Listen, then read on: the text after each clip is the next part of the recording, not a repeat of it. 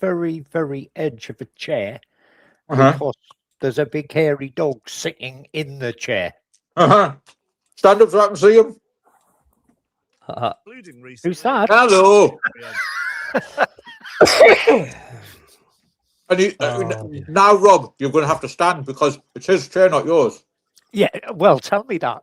I went into the kitchen to get something and I came back and he climbed up into the chair by himself and was sitting in the chair, staring at the screens. Right, just 2 seconds. Live schools. There you go. There you go. There you go. He has got to the point now, Malta, where he just decides, that's it, I'm going to sit in my dad's chair and talk to Stuart, even when Stuart's not there. He just sits and stares at the screens, waiting for people to show up. You should show him how to video call. I'll speak to him. Yeah. I'll get him speaking to my dog. I didn't put the headphones on him earlier on. The camera around. There you go. Back, triple camera. Sam, say hello. Who's this? Who's this, Bouncy? Who's that? Hello. Who's this? Doggy? Love it. Doggy? Love it, love it, love it. There's Sam there. And there's Sasha, not to be left out. Yeah. Oh, class. So if I disappear, guys, it's because I've actually fallen off the chair.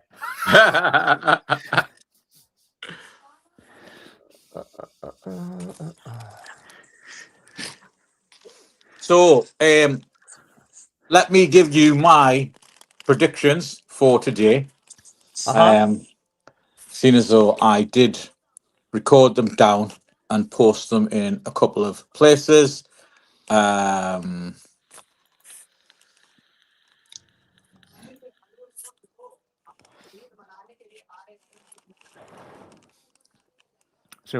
So Brighton, Everton. the 3 o'clocks. Brighton 1, Everton 1. Yep. Leeds United 0, Arsenal 3. Wolves 2, Bournemouth 1. Yeah. Chelsea 3, West Ham 0. Yeah. Liverpool 4, Newcastle 0. And then for tomorrow's, Aston Villa 3, Brentford 0. Malta, have you knocked your camera on? Fulham 1. Nottingham Forest 2, Crystal Palace 1. Tottenham Hotspur 0, Manchester City 3. And for Monday Night Football, the big game, 8 o'clock kickoff, Sunderland 2, Burnley 0. Yep. Have you turned your camera off? Oh, no, you're back on, Malta. Sorry, I didn't. I thought it was... Did you get that? Set up. Yeah. Yeah, I got that, Malta. Yeah, I'm just trying to work out. It's gonna take a while to get these. Can anybody hear us?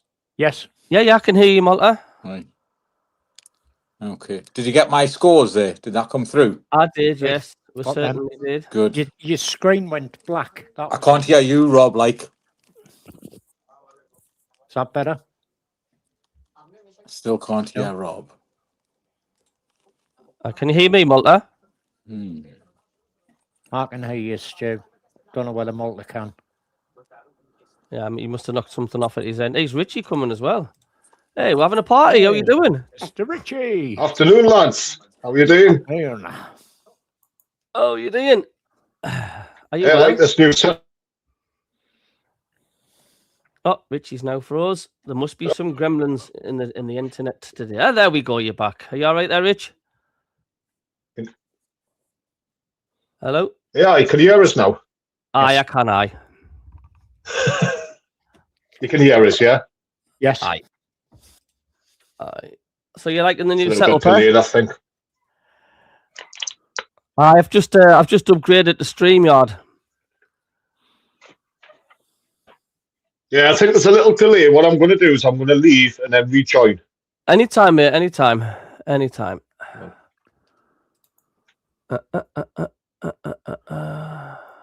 Some tasty matches in the Championship today. Yeah. Borough Norwich is a good one. Norwich are on a good run. Middlesbrough up near the top. Ipswich Preston, that's another near the top of the table clash. And what I'll do is I'll have any football scores that come in.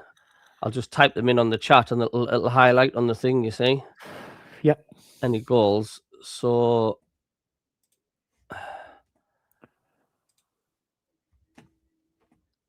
it's all happening. That's a new one. I've not come across that one. Official SAFC fan. I know.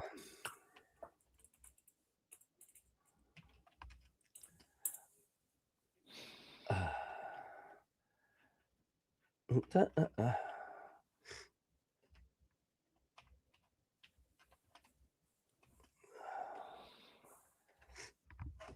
got my cat sitting next to me here.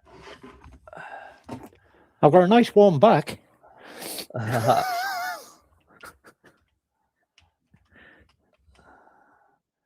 So when the scores come through, I will just put a thingy up there.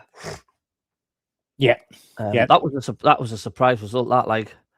Yeah, and I watched part of the Southampton match against Stoke, and Southampton scored 2 good goals. Stoke, they had a penalty shout that was nowhere a penalty, and the referee should have actually booked the opposing player, the Stoke player, because he dived. So that's a full-time score. That's Wrexham won. That should put Wrexham up in the it puts them in the top 6 now. I know. Maybe it's a good shout for the playoffs. And there we go. And Southampton 2-0 up as well. Yep. I wonder if Malta and Richie still having problems. Malta's at the stage. He's one of them. Hey, Malta. Hello, Malta. He's still eating his nashies. You all right? Can you hear us All right, now? guys. You can hear us now. Yeah. The dog in the background. I can add the audio to 5 Live as the football scores are coming in, or would you rather have no audio and it's just us having a banter and as the goals come in? Oh, I think just having it as the goals come in, like, to be honest. Okay. Yeah, well, Soccer Saturday, didn't it, did it? Yeah. No. So, championship-wise, I mean, I think we're all sort of rooting for Ipswich now that Dan Neil's gone there. Yeah. Absolutely. He's Smoggy Richie says- back. You all right, mate? Oi. Yeah, we know. Oh, Yep, we can hear can you do, now, mate.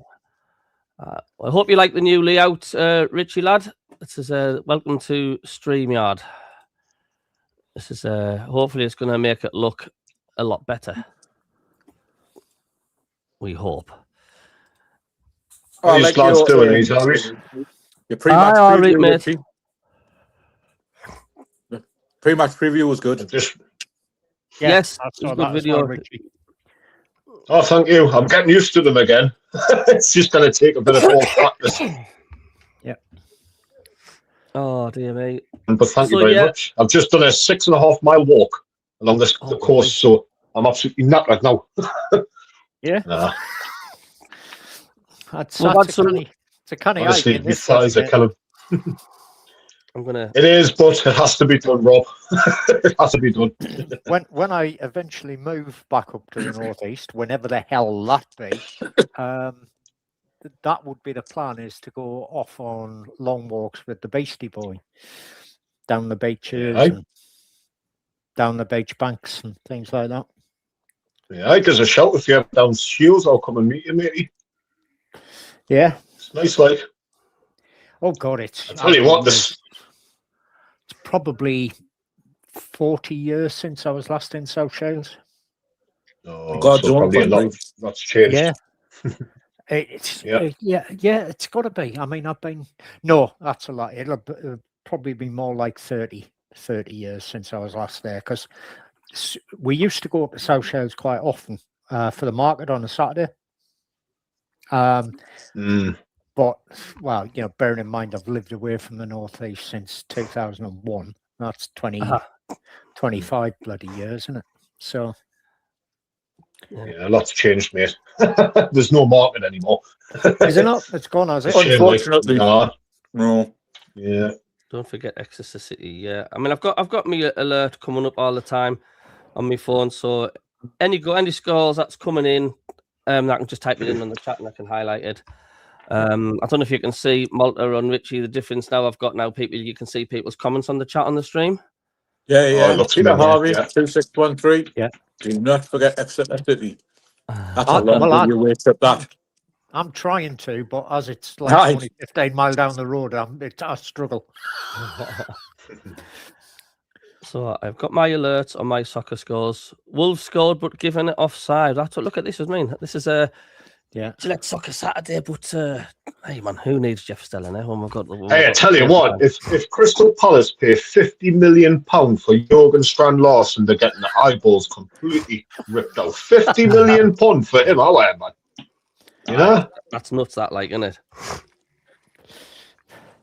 That is absolutely nuts. It's pure greed. I get why Wolves are probably doing it, like, but yeah, they're trying to get as much as they can before they get relegated. Got good some results. afternoon, Good Daytona Fire, Daytona Peter Fire, Harvey. Welcome back, Sean. Cabby, what's about when you were in earlier on? He was just setting the stream up. So Yeah. is Dan Neil playing today for Ipswich? I don't know. Just give me a sec. I'll have a check on the Heebly Beebly Jeeblies. Right. I was trying to find an interview with him. You know how when players go to a new club, they'll do like an interview and just say, "Oh, you know, I'm so happy to be here," all that rubbish. But I can't find anything like anything at all unless I've missed something like. But he's on the bench. It's the same. Oh, is he? Yeah, he's on the bench. But Jack Clark is playing. So hopefully my notifications will come through on my phone as the goals come in, and I can just type them up. He was on an airport run. Now I know Son and Cabbies I used to work Shelchester Road. Yeah. Looking forward to my trip to Emirates next Saturday. Osmalta disappeared. very nice. That'll be a good one. Oh, I think he's still in. He's probably gone on to mute or something. He's probably like something on his phone, so he's probably a phone taking call. a call or something. Yeah. So I'm hoping my scores will come in on my phone. Let us know what's happening. Results earlier. Surprise result: Leicester 0, Charlton 2. Leicester got a player sent off. O'Cully on the 15th minute with a straight red by the look of it. And we got It was a bit harsh, I think. Sheffield Wednesday 0, Wrexham 1. And me and Rob were talking last night, Rich, about like could Wrexham sneak into the playoffs, but they're going good at the minute. And Southampton, which was on Sky today, they beat Stoke by 2-0. Isn't that what Brentford did, though? Brentford were in League One, weren't they, for a long time, and just out of nowhere, you know, they were just, you know, winning promotion in the Premier League. Do you think that might happen with Wrexham as well, where they've just? Oh, I think Wrexham are going to be going up. I mean, the amount of money that they're spending, you know, it's now they've got into the top 6, right? You know, I honestly, I could easily expect them to spend 20, 30, 40 million between now and Monday night. I've just put the link into our chat for the Dan Neil interview. Basically, there's 30 seconds there. The rest is behind the Ipswich Town paywall. Got you. Right, cheers, Malta. Thank you. Spot on. Yeah, that's an interesting one from Peter Harvey about Benzema. Yeah, Benzema or whatever he's called. Available for free in the summer from the Saudi club he's with. He is 38, but Jesus Christ, can that guy can score goals? 2 seconds to be back, guys. Yes, darling. Yeah, I think Benzema, not for us, but you know what it is. If he was prepared to drop down to the Championship, it's you know, if he was prepared to drop down to the Championship, like if Wrexham don't go up, they could certainly pay his wages. Yeah. Yeah, and the thing is with Wrexham is, I know that they're probably the third of the Welsh clubs in terms of size, but having Ryan Reynolds, Fourth. They're the fourth. the fourth, are they? Swansea, Cardiff, Cardiff, and there's Newport. So it's Swansea, Cardiff, Wrexham.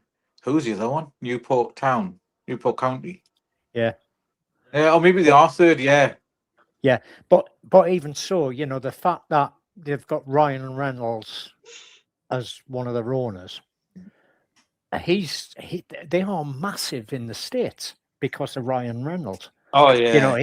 He's Actually, what he's done for Wrexham is the same as Fulwell 73 did for Sunderland with Sunderland Till I Die. So I would say Total Network Solution are bigger than Wrexham. They played more matches in Europe. Yeah, well, yeah. if you go on Newcastle fan logic, yeah.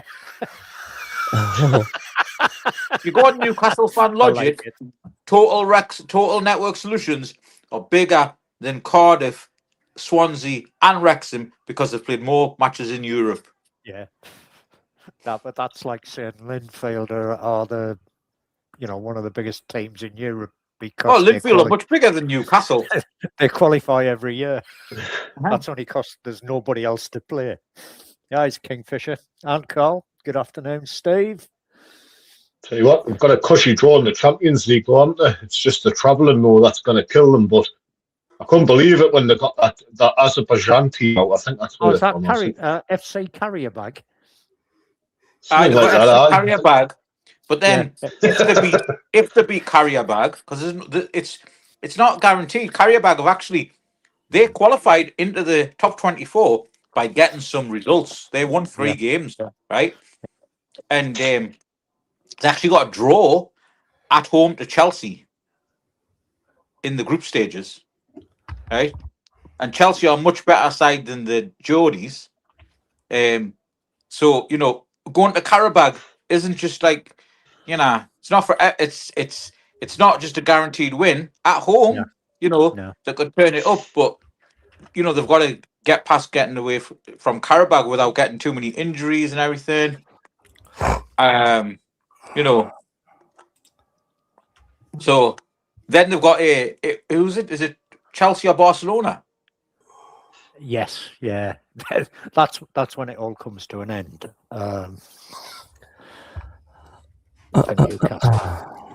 Hello, Carl. Hello to Steve. Sorry, I don't know if you've read all these comments out. Alex. Yeah, I haven't read the comments out, but I've said hi to Steve, Carl, and Kingfisher, of course. So I'm going to be busy typing all these scores coming in, which I really do enjoy doing it. I do enjoy doing this. Yeah, I've seen some video, Steve, of that Tabby, and he is quick and bloody direct as well. He doesn't piss about. He gets sight of goal and he goes for it. And I think you're right. He might be a good foil to play off Robbie, but whether he's going to get any chance to do that before sort of March, April time, I don't know. He might start putting people like that into the team once we get to 40 points to just see how they do. What do you think of Malta wanting me to be kicked off the frigging chat? Yeah, well, I mean, saying that suddenly we're going to get beat, To be honest, Cabby, everybody said to kick you as well. You what? Everybody else in the chat said, "Oh yeah, kick Cabby, kick Cabby." Aye. Yeah. Well, these nil-nillers. You just want to be lucky that Kev wasn't about Cabby. Well, it's sod's bloody law, man, isn't it? Crikey, how It is. It is. It's like manager of the month curse, isn't it? It's like we're the only unbeaten team now in the Premier League. First week, the next week. Oh dear me. Yeah, well, the thing is, records have got to go at some point, haven't they? I know. Are you 40 points now, Rob? Says Sean. No, I still think 36 will be enough, Sean. But everybody else keeps telling me it's 40. But I still think 36 will be more than enough. to be safe. Is Borough's taking the lead? Aye, nice Yes, one. they Neil. have. Spot on. They have. Aidan Hackney, 17th minute. He's a good player, him. He is. Can you see Borough? Do Do you think Borough will finish in the automatics? Yes, I do. I think I'm looking forward to Borough coming up. I'd like to see Borough get promoted. It'd be nice to have three North East teams in, and we can have 2 derbies, and the scum up the road can just have the one, because they don't class Middlesbrough as a local team. Just seen this joke on the internet. Doctor, I keep hearing voices coming from my underpants saying that Labour can win the next general election. Ignore them, says the doctor. They're talking bollocks. Yeah, talking shite or talking bollocks. Yeah.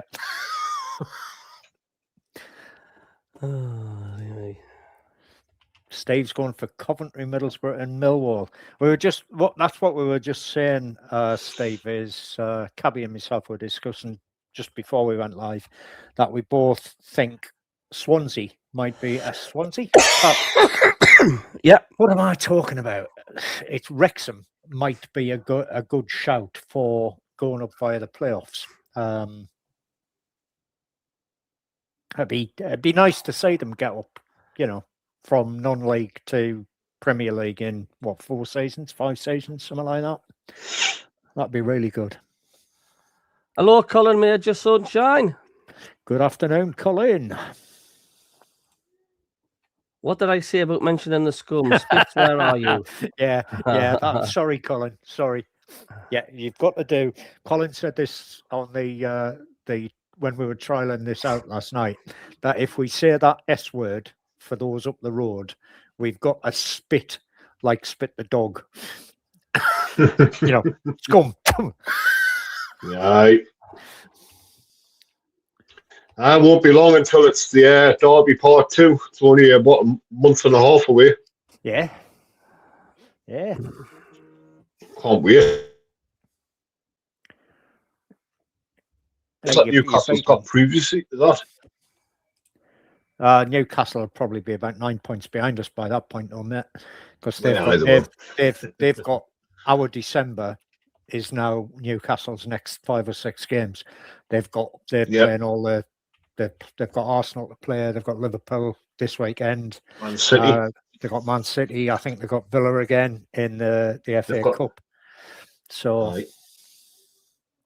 it's the Carabao Cup second leg next week as well. I think they're playing Wednesday night. Yeah, well, they're already 2-0 down from that one, aren't they? That's the end of their run has been Carabao Cup champions, isn't it? Just done as well as us, Rob, haven't they? They haven't won it, neither of us, so there you go. Goals are starting to fly in now. But like Cabby and myself said when we lost to Huddersfield on penalties, we're not really bloody interested in this Mickey Mouse trophy anyway. No. The Milk Cup, as it used to be known, or the Littlewoods Cup. It's a Millwall 0, Sheffield United 1, Gillingham 0, Bromley 2, Portsmouth 1, struggling West Brom 0. Yeah, West Brom couldn't go into the bottom 3 today. We were talking about that yesterday, weren't we? Yeah. We've just loaned actually Elise to Portsmouth as well. He's went this week. Yep. So We've got to be careful though, because we've had to recall Alexic from that Polish club he was at, because we've got too many players out on loan. So that was just for international loan. Basically, right? You're only allowed 6. We can send Alexic out to any English or British club, but for international loan, because basically Masuaku's on much more money than Alexic's on. Alexic might be on $5,000 a week. Masuaku's probably on 40 to 50 grand a week, right? So if we can get an international loan which covers his salary, that was the reason why he was recalled, because you can only have a maximum of 6 international loans. That's why it was, because I knew he'd been recalled because we could only have 6. I wasn't sure whether it was in total. Bill Smith explained it from the echo. Yeah. So I mean, I'd send Alexic out to either the Championship, League One, or the SPL. Yeah. But because he hasn't played for us this season, because you only play for maximum of 2 clubs in a season. Yes. My dog says he's not played for any clubs yet, but he's ready to.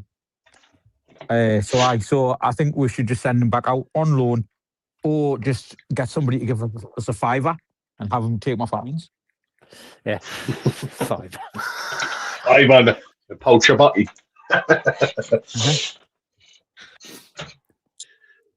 Millwall with a quick response there. Yeah. So can you see any more outs? Yes, I could definitely see Wilson Isidore Shape leaving the Stadium of Light. What, in this window? He's not scored. You think? Yeah, in this window. He's not scored since October, right? He's now clearly not the number one. And Regis Lebris's own words, Mayenda can play in more positions. He's more of a player. And we all know Regis Lebris loves a bit of a Swiss Army knife type player. Why do you think Luke O'Nine's his busy mate? Gertruda, right? Because Gertruda can play in like 4-5 positions, you know, sometimes successfully, sometimes not successfully. Same with Trey Hume, right?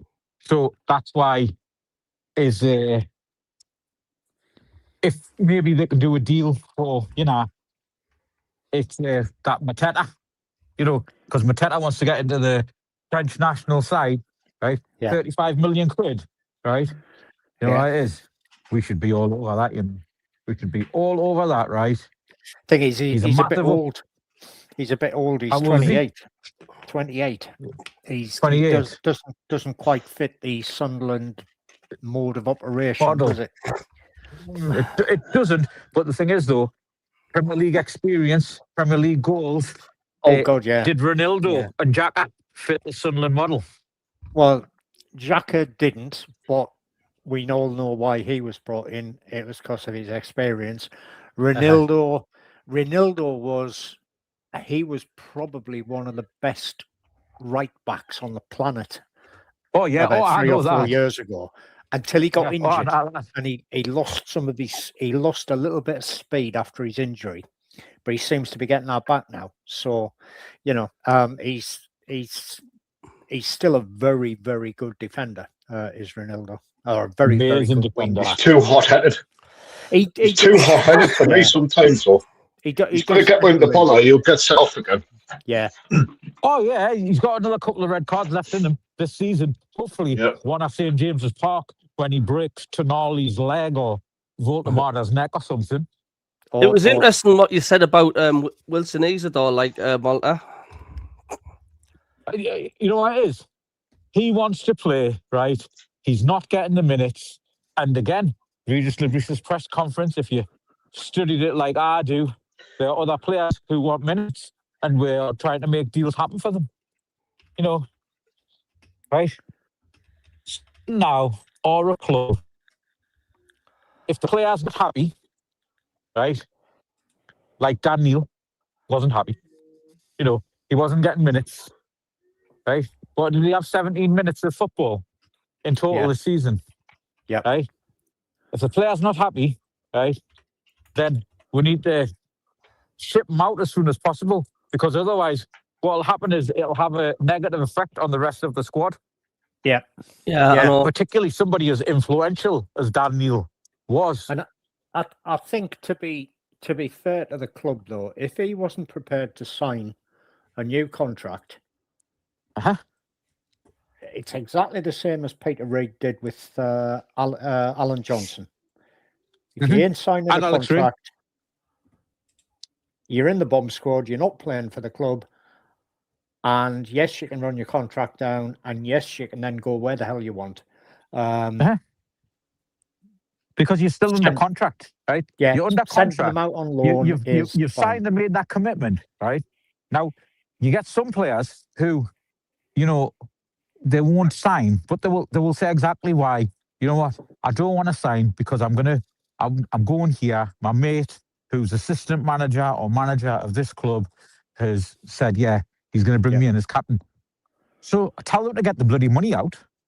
Yep. And buy him. When they've got 6 months left on the contract, nobody's going to spend money on them, other. No, so all you need to do is get him off the books, i.e. stop paying his wages. On loan. Let somebody else pay his wages. And crack on. You know, we know he's not coming back in the summer, so yeah. That's it. No, he's played his last game, right? You know, he was a loyal servant for. Was he at the club, for 16 years or something like that? 18 years he was at the club. 18 years, right? So, you know what it is? He's dead. Only people can dream about. Yeah. Club of players who've had 3 Wembley wins as a Sunderland player. Yeah, I agree with what you're saying. It's sad to see him leave as a local lad.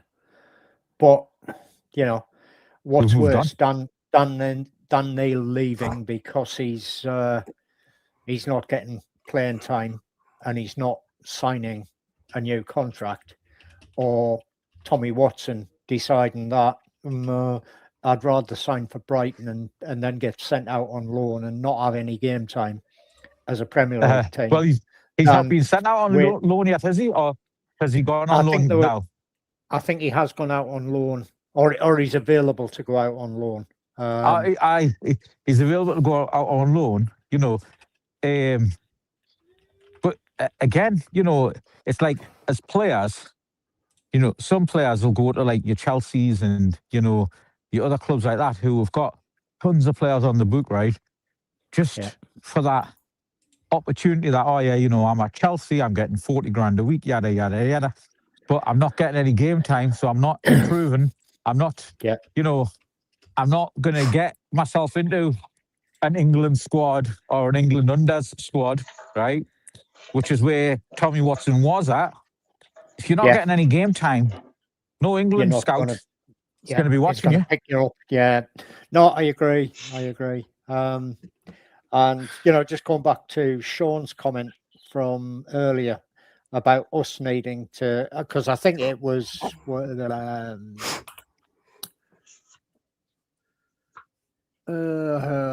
sorry, my apologies. Was it that one there?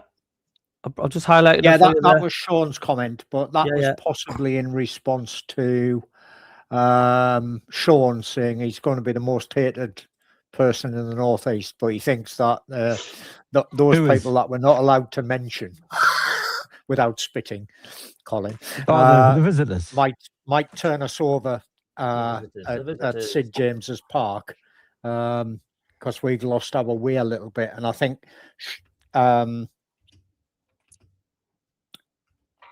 Sean's then commented that we need to go back to what we were doing at the start of the season: long ball, win it, play your triangles. All right, man.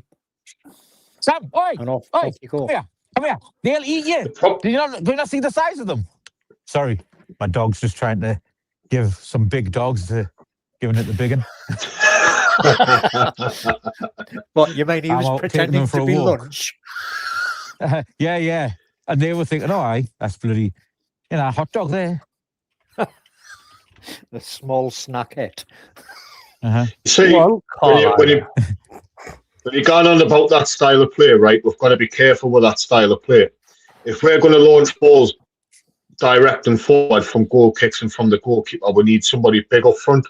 Because if we come up against, you know, these defenders 6'4", 6'5", and we've got Robbie who's only 5'10", the ball's just going to be headed straight back into our half, and then obviously the opposition can take control. But with that direct play, if we can hit it to the wings and play it as a sort of like a direct passing down to the wings into their half for the wingers to run onto, that might work. But I doubt, in my opinion, Regis Labrie changed that tactic from playing out from the back purely because we just don't have the height and the presence up front to win that ball and to bring the ball down. You know, like the likes of like a Tammy Abraham or like obviously Haaland, you know, those types of big forwards, you know, that's what you need up top to play that style of play. There's also opposition players who sometimes think that, I play for Sunderland and I'll just get that into this box there, you know. I'll get that into the goal. It is. He's a good. Like, yeah. Talking about there. like, he'll be playing. He'll be looking to get his second goal for Sunderland this season. Yeah, he could. Well, hey, that would be funny, wouldn't it? Oh, it'd be hilarious. To beat them. I mean, if we look forward, Park. if we look forward to the derby, right? Before the visitors play us, have you seen their next 11 games? Yeah, they've got our December and early January in the next sort of like 2 months. Exactly. So they're going to be knackered. Plus they are, because they're now playing 2 games a week. They've got FC Karabakh at out in, is it Azerbaijan? Astana or something, where they're based, wherever it is. No, Azerbaijan. What's the capital Azerbaijan. city? What's the capital city of Azerbaijan? Is that not Astana? The idea.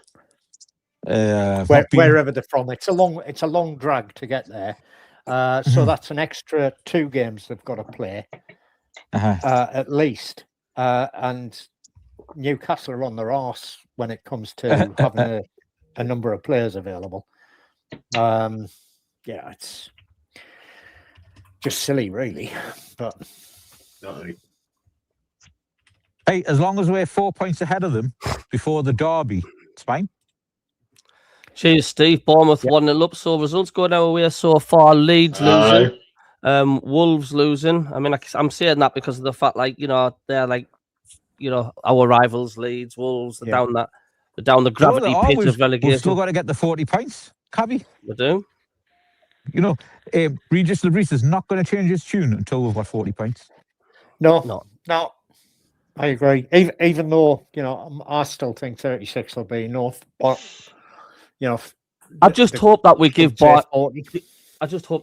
Burnley a good stuffing. We're due to give a team a thrashing.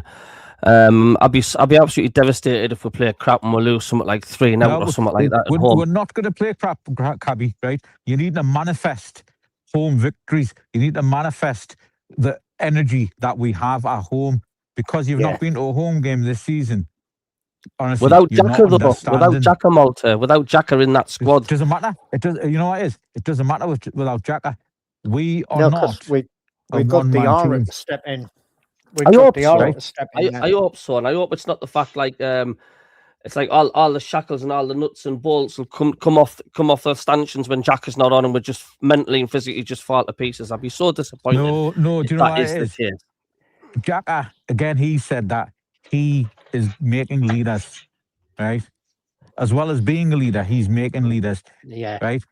You know how he's our manager on the pitch, right? Yep. I'm pretty sure in the 3 weeks that he's going to be out injured, he's going to be telling every single player in that team, when I'm not on the pitch, you need to be doing this, you need to be doing that, you need to take responsibility, ownership, control.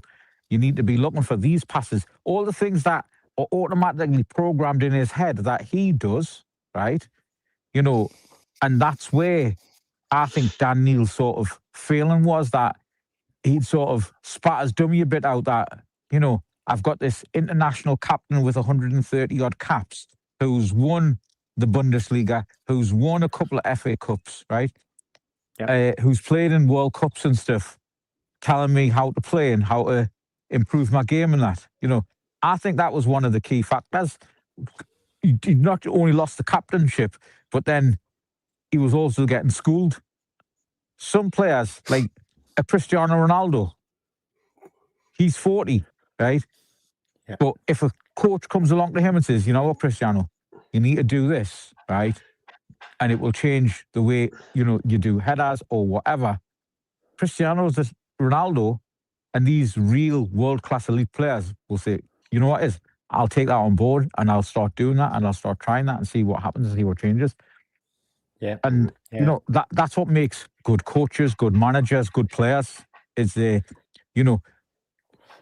nobody is ever perfect unless your name is Pele or Messi, right? Everybody can improve.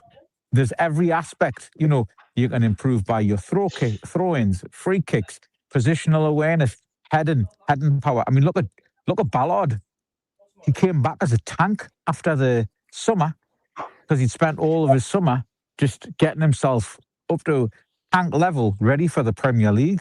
Because when he was younger, he'd suffered from injuries, and maybe that was one of the things that, Regis's guy said, Sam, leave that dog alone. Right? That, you know what, you need to bulk it up because in the Premier League, you've got players like Haaland who might not look strong, but actually, he's just a bloody machine, Haaland. Yeah, but you wouldn't, to be honest, you wouldn't want to meet Haaland in a dark alley, would you? Yeah. I think the only person who would be ready would probably be Roy Keane. Yeah. Steve SAFC there, he's actually got a very valid point there. Portugal do seem to play better without Ronaldo than with. I think Portugal were a one-man band when Ronaldo was playing for them, and because you know why? Them, when he was captain, I have watched a lot of Portugal games, and he wanted everything to go through him, and he would sort of spit his dummy out if players were passing to that Man United captain. What's he called? Fernandes. Fernandes, I think so. So and if he was getting the ball, and then he was making assists or goals or whatever, and you would see Cristiano Ronaldo just like, should have went to me. Yeah. So yeah, it is those things. And again, if you look at some of the great sides of the past, right? I'll say Ferguson's Man United, and I will say George Graham's Arsenal, Invincibles.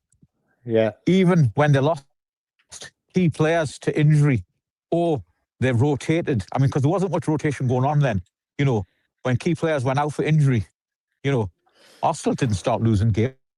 No. And Man United still went on like a juggernaut and won the treble.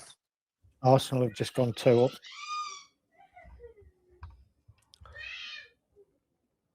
Arsenal 2, Leeds 0. I like that, Cabby. That was my pre-match prediction, 3-0 Arsenal. Yeah, it was. Mm-hmm.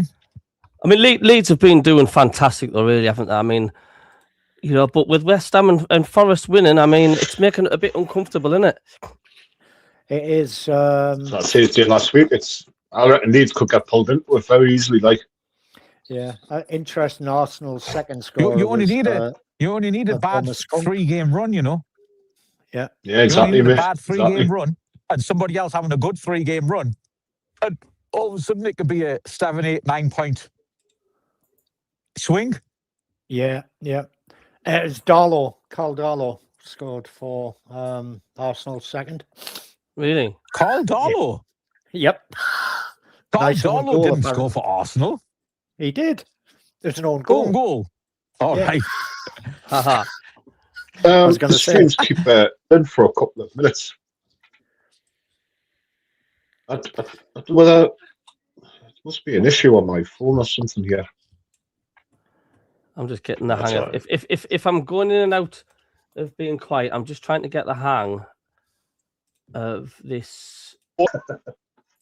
The new platform. Yeah, so just bear with us 2 seconds. Yeah, I think the YouTube stream is quite a way behind Richie because the dog's just got out of the chair there, which happened about 15 minutes ago. He buggered off because he was getting uncomfortable because I was insisting on sitting on the very edge of the chair that is supposed to be mine. But he's now decided every time he comes into the office and I'm not in the chair, he gets in the chair and stares at the screens waiting for Gabby to show up. There's the league table there. Yeah, you're right. Put it on as a screensaver. Use it as my profile picture. Uh-huh.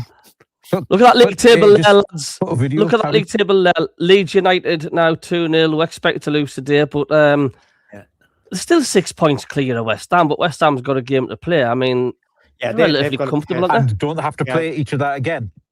They do, but West Ham have also got Chelsea at Chelsea tonight, so I don't think West Ham will get much out of that. But Chelsea away in the Champions League, though, Yeah, I think they were, weren't they? because But it's actually affected every English side, you know, over the years being away in the Champions League. yeah, Tony Bloom's made a lot of money from English sides post the Champions League match. yeah. Daytona Fire says Palace are in free fall. They're going to be up. They're going to be in the mix down there as well, which they are, because they're basically, they've got to the point where they're just selling all their half decent players, and They've checked out. They've Yeah. checked out. The managers, obviously, Glasner's checked out. The best Yeah. players have checked out, right? You know, and all of the players who are at Palace there, right? I mean, I don't grown players, right? You know, I don't know if that's a thing in London, but they all know if they're Premier League quality, they'll all pick up a new club if Yeah. if they get relegated. Yeah. Yep.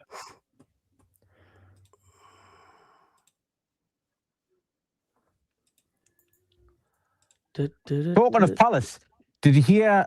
So basically, you know, from the Palace Macclesfield game, right? The Palace owner, he actually wants to give all of the gate receipts to Macclesfield. Yes, and the FA have The stopped FA it. have wrote the Palace to say that, oh no, if you do that, then it's going to negatively affect the other sides in the FA Cup pyramid, right?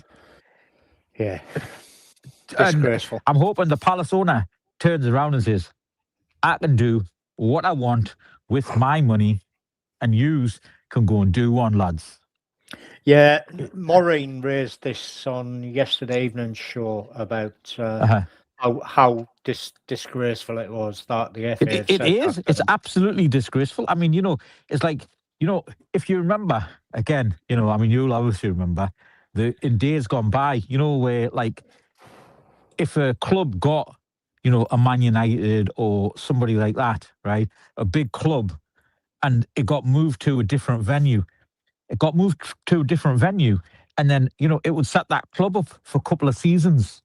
That's Right. funnily, that's exactly the discussion Cabby and myself had last night. Was that, because I think in the FA Cup, it's 50% of the gate receipt, isn't it? It is. Normal. And for, you know, small clubs like Macclesfield taking on Premier League clubs, if you got a home draw, you'd hope to get a draw to get a replay. Which And there's meant no you'd replay get- now. You'd get half your gate receipts, and the Premier League club would get like half a day's electricity bill. And when you went to the Premier League club's ground, you'd get half of their receipts, and you were always hoping to get one of the big clubs like Man United, so that you could get, you know, 35,000, 50 quids or whatever it is, which would set them up for a couple of seasons. Yeah. Whereas now, no replays. If you draw a team at home and you get beat, you know, you get half the gate receipt. In a league game, you'd get to keep 80% of it, 90% of it. So, you know, it's devaluing the FA Cup from the smaller club's perspective, and the FA are just too stupid to see that. You know, it is, and that's it. You know, the FA, they give it the biggin about grassroots football, right? And, you know, the grassroots and the FA charter and stuff, right? But really, you know, it's like the amount of money the FA are making through the Premier League, just through the Premier League, right? You know, they could be reinvesting that, you know, into better academies, you know, and better facilities, and even distribution of wealth, you know. Yeah. Realistically, if all the Premier League clubs had to give up £1 million a season from the TV revenue, right? Is Yeah. it really going to affect them? No, it's not. You know, it's Right. you know, for some 20 clubs, million for quid some clubs, it's a shared players. out Yeah. But if 20 million quid was shared out between 60 non-league clubs a season, just think of the difference that could make. And it's not like huge. it's not for like oh, so the chairman can buy himself a roll or something. The FA would actually be in control of all of the money, and the money would go on infrastructure, and it would go on facilities, and it would go on, like courses for, getting people to the right certification levels for physios and doctors and all this sort of stuff, right? Which goes on in a club. And it, for the man on the street, right? Yeah. It's just. Yeah, it's the FA. That's your problem. Is you can see their argument that if Crystal Palace give Chesterfield, say, £1 million, all the gate receipts for the game the other day, that puts Macclesfield in a better position than any other club in their division. Yeah, I can say that argument, but it's the FA themselves that have buggered it up for the lower league teams in cancelling. But the thing is, if Macclesfield were away at, let's just say, remember Cambridge got drawn away at Newcastle in the FA Cup a few seasons ago, and they beat them as well, right? Yeah. How much money Cambridge would have got? And I bet you Cambridge is still running off that money now. Yeah. And Marco's just commented on what we were discussing just before we went live, Malta, about this Swedish goalkeeper, Malta Elborg. Yeah. Signing for Sunderland, agreed a deal to sign Swedish goalkeeper Malta Elborg, who's 22-year-old, as an understudy to the great Robin Reeves. So do you think that's Patterson away at the Millwall then? Oh, he is. I would say. Yeah. It's a shame that, because he's not going to get many pies at Millwall because they all eat bloody jelly deals down there. But actually, Richie, what do you reckon, Richie? The transfer window so far. Yeah. What was that? Sorry, I just heard you say Richie, and then. Oh, sorry. Yeah. What do you reckon of the transfer window so far? I'll ask you that because you've been in and out, disappearing, and sorry, it keeps crashing. What the January window? Yeah. Do you think the reason why we're not really signing as much because we've got enough, and the board's basically saying, "Oh, we've stayed up this season. We don't really need to consolidate many more players or make it stronger"? Or do you think that's a risky gamble to play? No, I think, in my opinion, the squad we've got now is strong enough. I would, like I said in my little in my vlog, it would be a mistake for me to get rid of Isidore, Mayenda, and Mundle, because we're going to have to bring in players, that can play on the wings as well. You know what I mean? If those guys go out loan, and I'm happy that we're having. I'm happy the way things are at the minute. If we don't bring anyone in, we don't bring anyone in. It's no skin off my. I wouldn't be angry with it or upset about it. It's just if we're going to allow players to leave, like Patterson, then obviously we're going to have replacements coming in. That's definitely a certainty. But it would be a huge mistake to let anybody go, because we need them. It's as simple as that. Like we said at the start of the conversation before, Mayenda's a versatile player. Now he can play on the wing, he can play up front. Romain Mundle's a fantastic up-and-coming young player who's going to need to learn his trade if he wants to be a Premier League player, and he can do that with us. And he's got competition with Adringa. So, I'm happy. Honestly, I just think that we don't need to let anybody go. The squad's good. The squad's got a good morale about it. They seem to be, in Regis Debris terms, connected. You know what I mean? They have got a good, rapport between them. I think he's got rid of a couple of bad eggs, like Daniel's gone as well, So I'm quite satisfied. I can't see anybody else to bring them in unless we're going to be paying. I'll rephrase that. In my opinion, if we're going to bring anybody in, it's got to be better than what we have or on the same level. We can't bring any more youngsters in and just hope that they're going to be performing, if you can get what I'm saying, But so, like, how we've got Tabby, right? He's one for the future. Who? Yeah. Regis Lebris has probably seen the same videos that we've seen, but he's probably seen a lot more with all of the, all of the data, right? Yeah. Of this player and how he plays, right? Any signing, again, I don't know if you saw his last two press conferences, because Nick Barnes always asks him first thing, transfers and Xhaka, right? So if we bring anybody in right now, they would either have to be somebody who was supplementing the first team squad of 16, 18 players, right?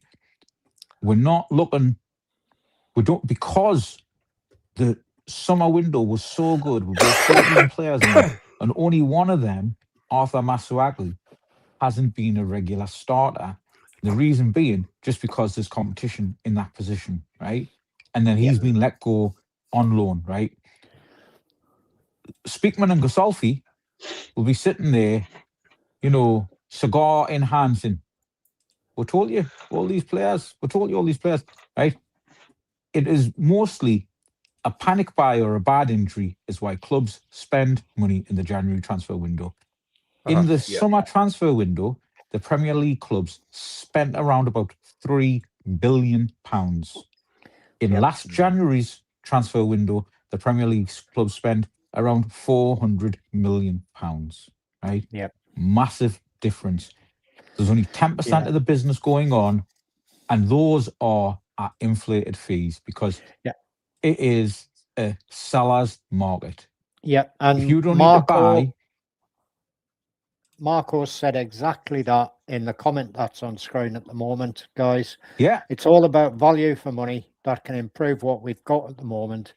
And basically, there's none available unless you pay over the odds, which always happens in the January window because, people are panicking. West Ham are buying whoever they can get for whatever they can get. 2 strikers for 50 million quid. Yeah. Strand Larson, 50 million. That's how I was saying to you before. It's just crazy, isn't it? But he's come down. His price has come down because Wolves are asking 55 million for him off the people that I'm not allowed to mention, Colin, without spitting. They were chasing him for 55 million, and he didn't go. So his price has come down a bit, but I still think he's like probably about £40 million overvalued. So 30, yeah. You know what it is? He's max a £30 million player, right? Max. And you know what it is? If we don't sign anybody, we'll sign Tabby. We're going to sign this keeper because he was at the academy early on today, right? And that's just squad players, not first team players. We don't need to sell anybody, right? Yeah. Wilson Isidore, if he wants to go, and we're going to be making a huge amount of money on him, right? And we've got somebody lined up, right? Because if we get an injury to Brobby and Mayenda, which could happen, if Brobby gets injured and then Mayenda gets injured the next game, right? We need to have 3 strikers. He said he likes to have 3 strikers, right? We don't really want to be playing a false 9 with Lafay as a false 9. But that's, in my worst case doomsday scenario in my head, which computes every night, that's the worst case scenario, is we're actually playing Diarra or Lafay as a false 9. Yeah. Right? So we don't need to sell anybody. If we don't buy anybody, I'm not bothered. You know what it is? This season was all about survival. It was all about survival. That first day after the West Ham game, right? 3-0. If somebody told you February the 1st, is going to be 11th in the Premier League, 3 points behind league champions Liverpool, right? And you've beaten Chelsea, the visitors, and of the 5 teams that went through automatically into the European, Champions League, you've had a result against every single one. Yeah. You would have committed if Cabby had said that. You would have got locked up in Ward 9 of South Shields. Yeah. I mean, I remember first day of the season, we were talking about where we wanted to finish, and most of us said 17th will do, mate, because as long as we're on 1-3. 17th on goal difference. The only one that right now. The only one that didn't was Kev, who said, no, we're going to finish in 6th. I did, didn't he? He got carried away. That's right. He said it all the way through the season that we'd finish in the top 6. And, you know, realistically, that's one win away to be in the top 6. So, you know, maybe Kev was a little bit more optimistic than the rest of us were. But, you know, saying that, we've had a brilliant season. You know, if we lose every game from now on and don't get relegated, we've still had a damn good season. Yeah. 100%. So, you know, and, you know, for the team, that was virtually every pundit had us finishing bottom with hardly any points. Yeah, stuff them for a game, for a game of soldiers. Hey, Malta, Rich was... Sorry, Kevin, Rich? No, I was just going to say that promotion, though, to go through what we did, and, you know, and the dream come alive, it was just unbelievable. It's something that will live with me forever, I think, now. Like, you know, it's just like I said to Cabby when we were doing like the promotion, just to have Premier League status again. You know, that was just enough for me. Just to say we played in the Premier League. I was so happy with that. Like, but I think we all got excited though when we seen all these players coming through the door, and then we thought, actually, you know, this could work out well. Like, yeah, but even then, you know, even 4 or 5 games into the season where we were doing all right, you know, we were saying, oh, well, this team hasn't gelled yet, you know. And Brobby is only just starting to gel now. He's played his way into the team. He's got himself fit, and he's now getting towards being a fixture in the squad. And, you know, frequently it does take 5 or 6 months for a team to gel properly.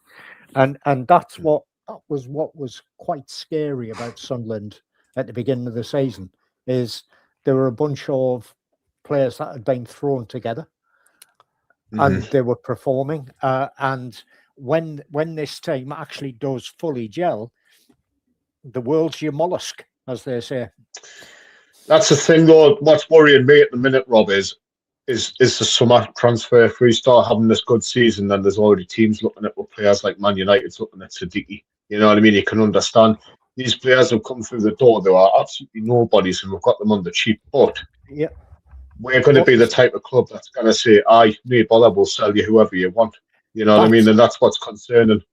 Well, that's how they operate. And as Morgan will tell you, Gisolfi and Spakeman will already have people in mind that nobody. Gisolfi will have players in mind for this summer coming and the summer after.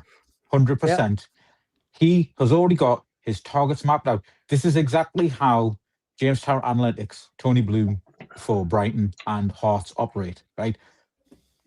Brighton, like Tony Bloom, he's the one who started Jamestown Analytics. That's exactly how they do. It's the American Moneyball system. They are looking at all the data points of players. How is this player, right? They look at the player in isolation, right? This player's got great stats, but he's playing in a rubbish team, right? But he's got great finishing ability, but he's only getting his XG is low because he's playing with a rubbish midfield who are playing in a 5-4-1 defensive mode, right? But if he was playing in a 4-3-3, he'd be getting more chances because he'd be getting more balls to his feet, to his head, and he'd be scoring more. Because when he does get that opportunity, or when he's played under a different system, different manager, he's actually done really well. When we signed Brobby, one of my nephews, who's a big football fan, Man United, football manager, just like any other teenage kid, to be honest, in the Football Manager. And he said, "How are you signed Brobby?" I said, "I don't know." He says, "He's amazing. Man United were looking at him the season before." And he's come to Sunderland. And then, you know, obviously we all heard about this whole the gangsters and all that sort of that.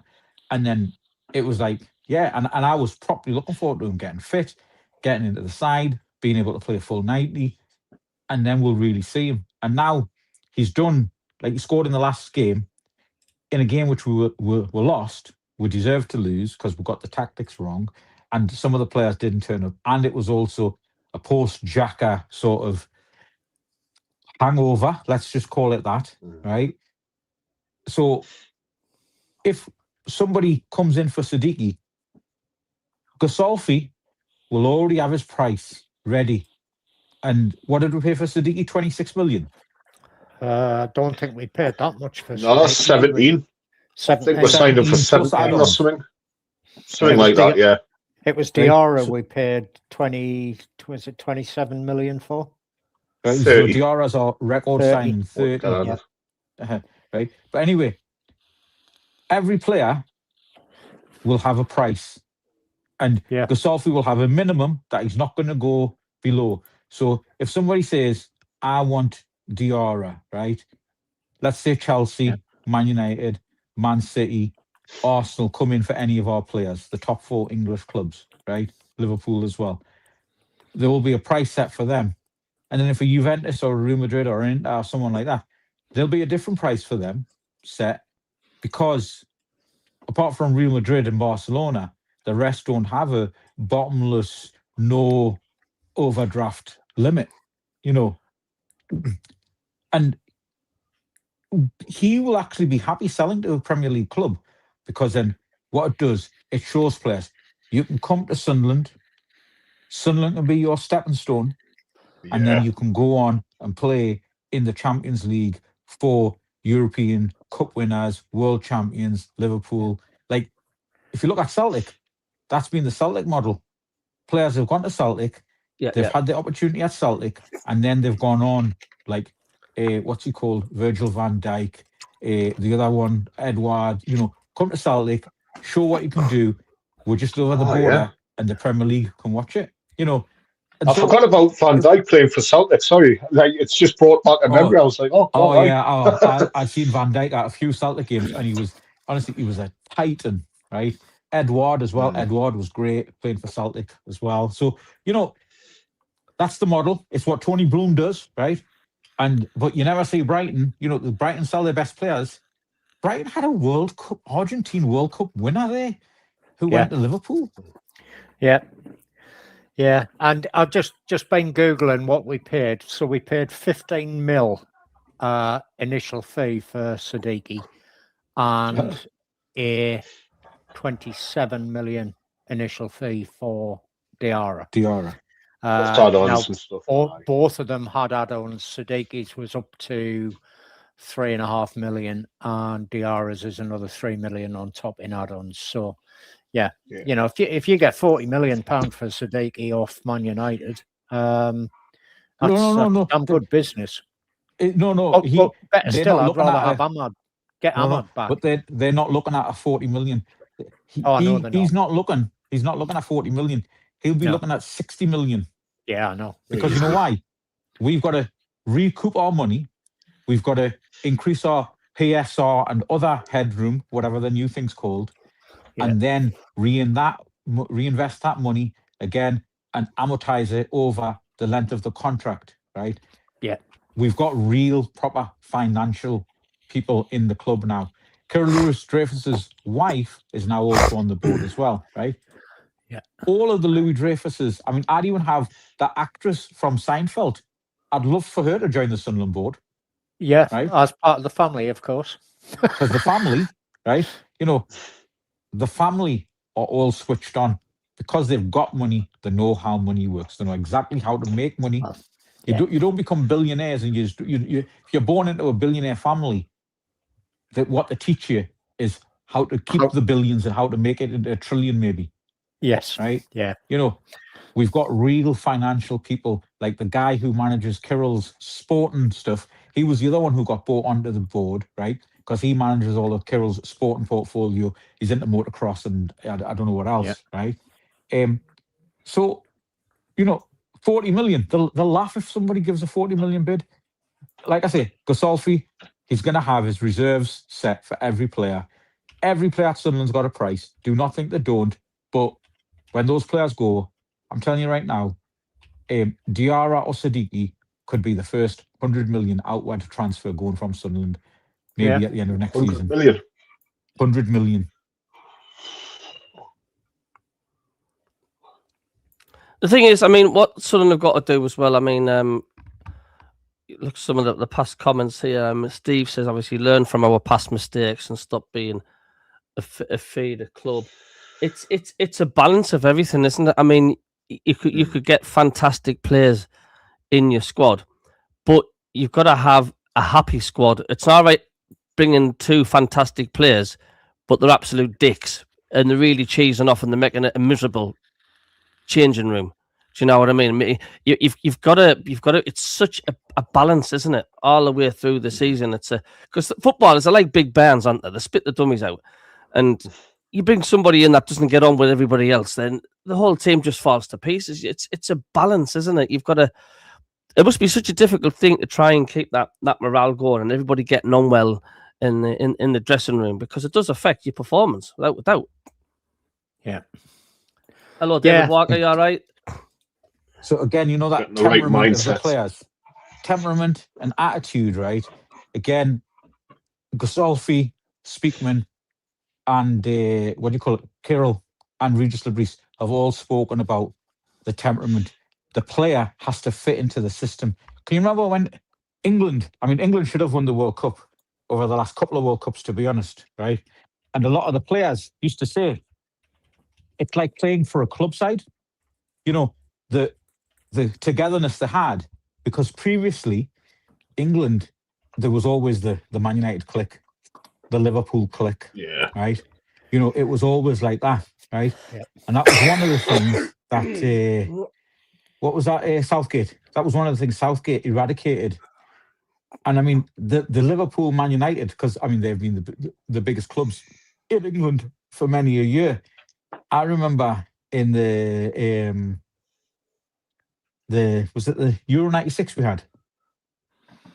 Yeah, it was. Yeah. It was Euro 96, right?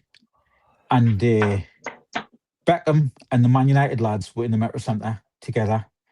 And then was it Heskey playing for Liverpool at the time? And the Liverpool lads, and they were separately. Now, they were all staying in the Marriott at the Metro Centre, but they were in 2 separate groups. And then there was a third group of the England players who were not affiliated with either Man United or Liverpool. And I met all 3 groups. I got a shirt signed by Beckham, because that was they just beat Germany 4-1. Yeah. So it was just after that game, and it was clear for everybody to see. Yeah. Yeah, it was actually quite similar in 2006 in Germany. Where we were living in Germany at the time was literally, it was about 2 miles down the road from the hotel that the Portuguese were staying in. And their team was basically Ronaldo's pals and the rest. And they were in 2 separate parts of the hotel. And we tried to persuade the Army Air Corps to go and fly the helicopters over the hotel before games against England to piss the Portuguese off, but they wouldn't. Somebody did that though, didn't they, Rob? Because there was a documentary I was watching, and they sent a group of fans to go outside a team's hotel one night. I can't remember who it was. Yeah, I don't know when it was. I don't know if it was that tournament or maybe it's like an earlier tournament, but it was something I watched. Yeah, possibly might be Euro 96. Yeah, I think there was something like that happened with I think it was the Argentina squad. There was a load of Chilean supporters created havoc outside their hotel, setting off fireworks at like 3 o'clock in the morning and stuff. but you know, because we had, you know, a dozen Lynx helicopters that were literally 500 meters in a straight line from their hotel. We were trying to persuade them to do night flying all the time during the World Cup. Oh, can you not go night flying tonight? The weather's fine. No, in this particular area at this time. Yeah, we've been banned from night flying because we'll keep the Portuguese team awake. Yeah, well, that's the plan. It's funny. Aye. But it'd be interesting to see, going back to the teams coming in for our players. I think we're gonna be one of them teams. We are gonna be a feeder club, unfortunately, for a while, because that's just the way, like Malta said, our board just runs, really. But it'd be interesting to see how much we can recuperate from what we've basically signed for pittance, really, this summer. It is exciting, but I'd rather keep the player than make the money. Yeah, because where we're going to find another Siddiqui from? He's an absolute. He's a workhorse. You know what I mean? The thing is, there will be one out there, and as Malta will tell you, Gasolfi and Speakman will be keeping track of people like that. And if you think we spent £160 million plus on players last summer. If we were to sell them all now, how much would we get for them? We'd get a damn sight more than 160 million quid for them. I guarantee you that. Double the money. Definitely. Siddiqui will at least triple our money on. Xhaka, they can sort off. They're not getting them. Nobody's getting them. No. He'll be at Sunderland. I think he'll be at Sunderland for a long while, because his next stage is doing his badges, his management badges, and he'll stay at Sunderland working under Regis Labrie for as long as Labrie's there, learning his trade as a manager, and then he'll go into management. If you think Rolfs, how much is Rolfs worth? 12 million quid. He's got to be worth the same as Alisson, which was, I think Liverpool paid 50 million for Alisson. I think any Premier League team would take Roofs. Any team, even Arsenal would take them. Definitely. Sunderland will have made, if we sell the players we bought in the summer, Sunderland will have made a fortune on them. Not that I'm suggesting we will or should, but the financial decisions they made in the summer were all based on what Malta refers to as the club's plan, which is bring these youngsters in, get them some Premier League experience, get them noticed, move them on at a big profit, which is exactly what Brighton have been doing and Bournemouth have done to a certain extent, and bring in new players who you had your eye on for a while and they've gone under everybody else's radar. Because realistically, there's a huge number of very, very good footballers in Africa that play in lower leagues in Germany and France and Italy, who are really, really good players. They're good quality international players, but they're playing like second and third tier football. You bring people like that in, give them a chance, they'll jump at it, and you'll get them for peanuts. It's a massive risk, though, isn't it? Well, Rob, that's always a risk. It's always a risk. If you think about the number of times Man United spent a fortune on buying anybody who could hit a ball with his foot or head and put it into a net, and they'd go to Man United and fail. They couldn't handle it. They just didn't perform. And Man United sell them on at a vast loss at a later stage. And, if you go back to the Peter Reid days, where we went off the tracks then was spending over the odds for players that were past it. The Torre Andre Flo was the classic example where couldn't hit a barn door from 2 feet.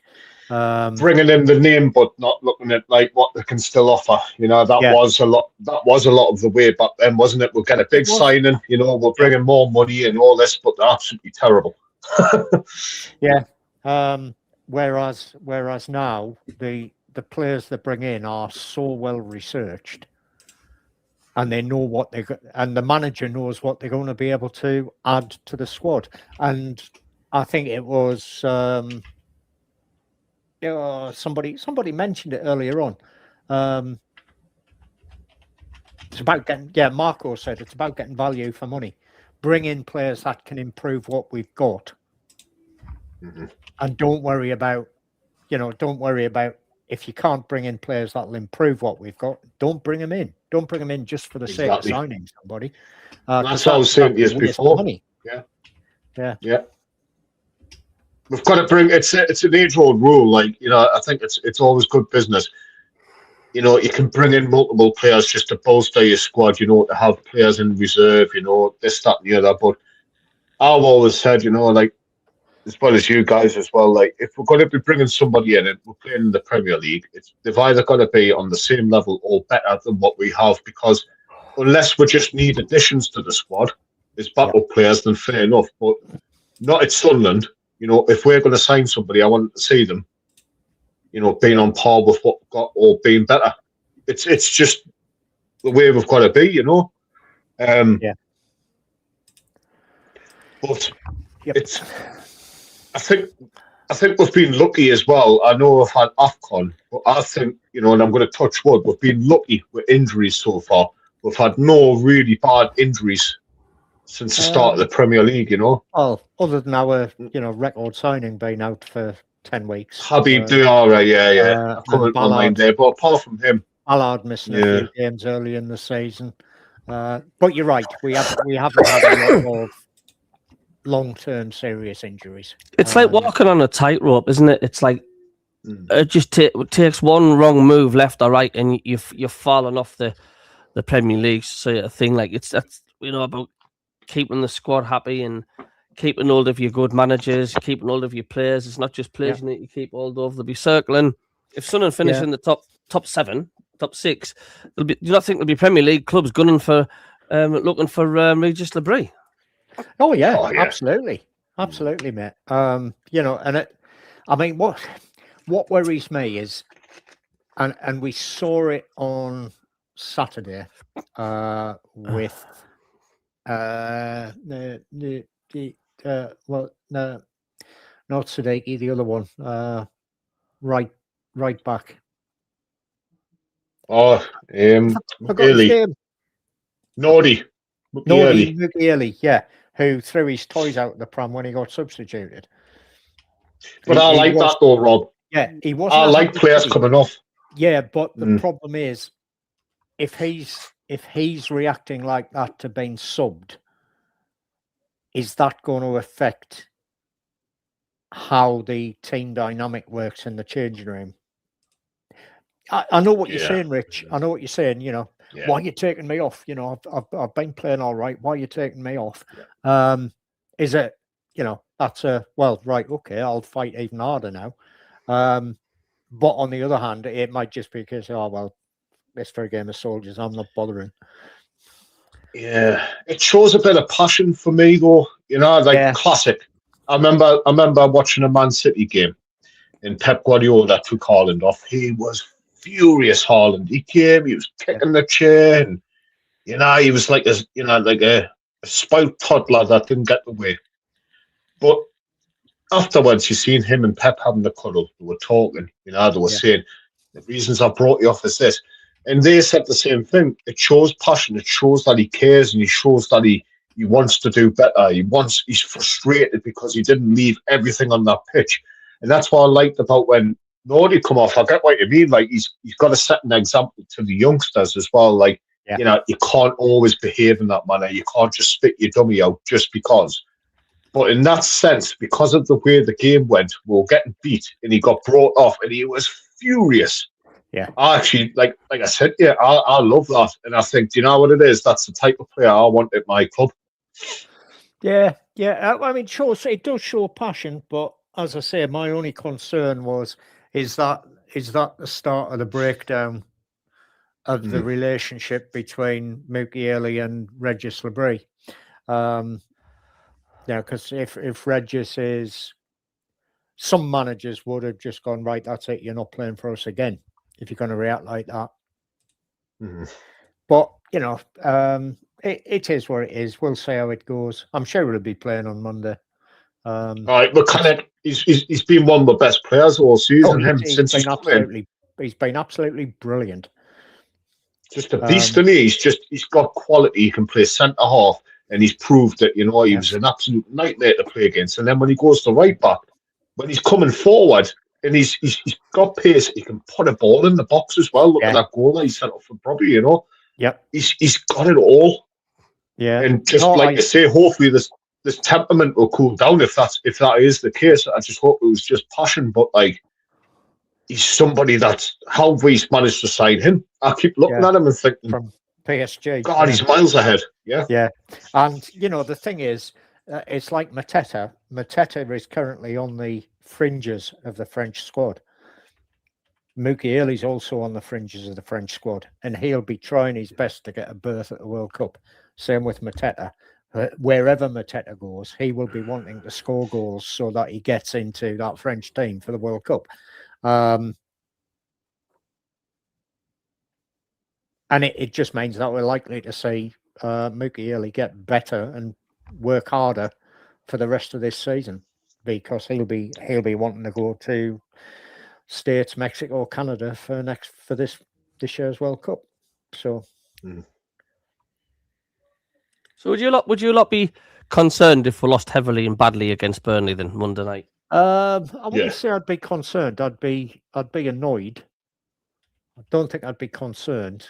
It just. I think the worry for me is if while Xhaka's out, if we go on a mini losing streak, it means Xhaka will then become a target for every other team in the Premier League to kick off the field.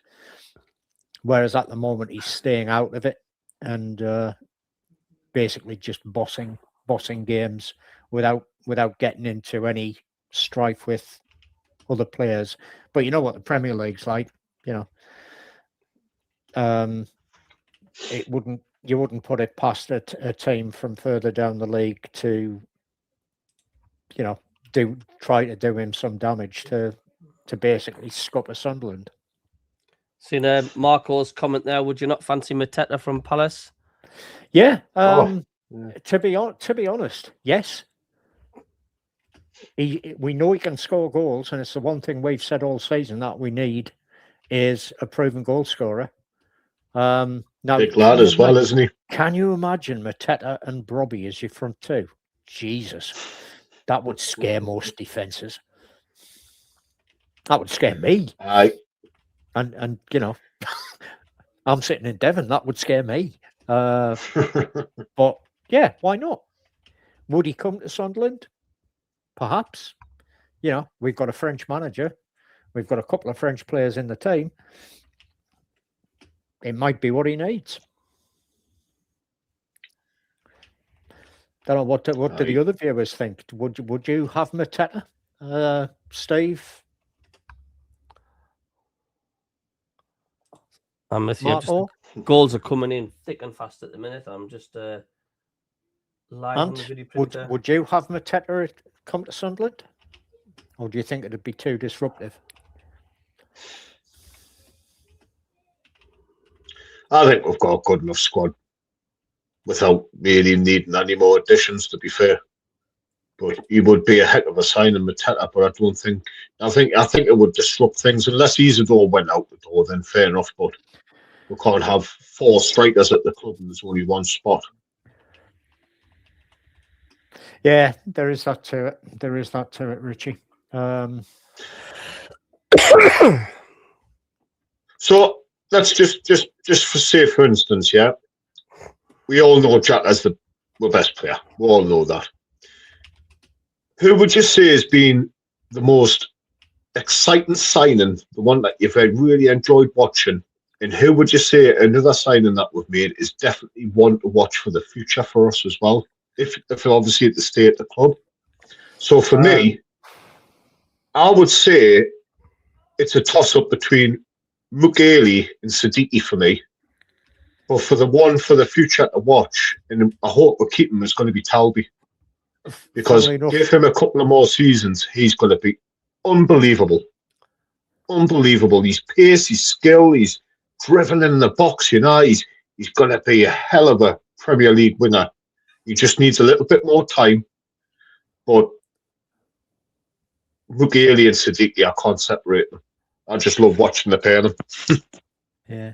No, it's funnily enough, Rich, that there would be my choices as well as, you know, the two players or one player we brought in that is just in a different class is Siddiqui or Mughali, and the one to watch for the future. And I've said this since the beginning of the season. Talby is bloody quick. Yeah. He is as quick can be. And he is definitely one for the future. He's only a Ben. I think he's only 20, Talby. Yeah. He's a young lad, yeah. He's definitely one for the future. Steve says if we take a heavy beating, it'll definitely divide the fan base, said Steve. We're going to win on Monday, man. Definitely going to win on Monday. I said the same thing about West Ham, but I'm telling you, on Monday, we're not going to lose. We're going to roll them over. Marco73 says our away form isn't great. We didn't lose against West Ham because of Granite was missing. It was just an all-round poor performance. Yeah. First half, I would agree. Second half, we were better. In fact, we probably had the better of the second half against West Ham. But when you're 3-0 down, it's difficult to come back from that. Yeah. Choice of personnel as well, wasn't it? You know, playing Trey Human midfield, even Gatruda on the bench, who's a natural. You know, he can play defensive midfield. I think he'll start there, mind, on Monday. I think he'll start in Granit Xhaka's position, Gatruda. But it was just his personnel choices. But didn't press them. There was just, was sat back and allowed West Ham just to dictate the play and play however they want. Yeah, but Arsenal that's, for me, it's just a blip. Yeah, Geiger has scored the third for Arsenal. Well, really, Arsenal got a third one, have they? Yeah. Wouldn't mind him, but it'd be a battle between him and Brobby, just like Isidore Brobby. Yeah. If we're only going to play one up front, yeah. Trouble is, would you build a team around a front two of Brobby and Mateta? I can do that. Yeah, you could. It probably mean changing the way we play, which might not necessarily work very well. But for God's sake. Could be that'd be a scary forward line, though, wouldn't it? Brobby and Mateta. Ooh. It's a good thing about us as well. We've got like height as well. You know, we have got the height to come in for the set pieces as well. I think like we struggled with that in the Championship, but we seem to have a bit more presence now, especially at corners and things like that. We're a massive threat. Yeah, I like that one from Colin Major. Did you have the WD-40, Gabby? Sorry, you meant hot lemon. Hey, don't knock it till you try it. Who's the live game tonight then? 5:30 game. Newcastle against Liverpool. The 5:30 game will be Chelsea West Ham. The 5:30 one. Sorry, the Newcastle. One, and then the later game is Liverpool versus those who can only be mentioned if you split at the same time. I thought they were playing tomorrow. We're learning, Colin. We're learning. Club that you can only say the name of if you spit at the same time. Us as was winding up the Newcastle fans, man, when they drew 1-1 against PSG, and I was saying, like, you know, if PSG are the holders of the Champions League, the defending champions, then my God, South Shields will be able to get to the bloody final. Shields a dinar. PSG were absolutely awful. I don't know if you've seen it. Yeah, they weren't at all. But the like they're playing against Newcastle, man. Newcastle stuffed them 4-1 the last time they were there, weren't they? Be a difficult game for Newcastle tonight because the fact, like, Colin, they'll be knackered Newcastle, like, because I tell you what, they put a shift in. They put a shift in against PSG. They should have won it, to be fair with you, but You know, will it tell? Will it tell tonight? Well, Liverpool didn't even break into a sweat, did they? Well, only their forwards did, putting the ball in the back of the net. Ipswich is getting beat 1-0 Really? Preston. Yeah. Ipswich getting beat Preston, is that right? Hasn't come through my video printer yet. Ipswich at home? Aye, I'm just watching on Sky Sports News. Yeah, Gibson scored for them in the 72nd minute. Brighton's 1-0. Pascal Gross. Pascal Gross have just re-signed him as well from Germany. Yeah. Oh, yeah, the goal's just coming through now. This must be sponsored by the BBC. This is a slightly delayed. No, the BBC have still got Ipswich 0-0. Oh no, it's just updated. I'll tell you what will be funny is if Blackburn take the lead against Hull, because West Brom then drop into the bottom three. They've gone right down West Brom, haven't they? They were a hell of a team. They have. So I think in the Premier League, I think Everton's gone downhill and all. Well, yeah, Jack Grealish is out for the rest of the season now. He's broke his foot or something. He has, aye. But they haven't got a striker. They're still above us, though. You know, they're 1 point above us at the moment, Everton. But they've been hitty missy. You know, sometimes they play really well and big goal in the Championship. QPR. Aye. QPR's 2-1. Yeah. It's Coventry. And that would be so annoying as well for Ipswich losing, because we've been there in the Championship. I remember when Sheffield United got beat at home 3-0 against Hull City, and we had the chance to close the cap to get in the top two. We drew 0-0 with Flipping Plymouth. Yeah. Yeah. I remember that. Yep.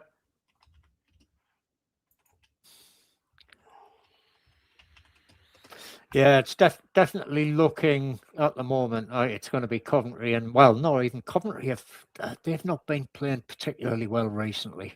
They've lost 3, drawn 1, won 2 of the last 6, whereas the Swaggies have won 4 of the last 6, and they've won 4 off the trot. So, Ipswich are slightly better. They've drawn 1, won 4, lost 1.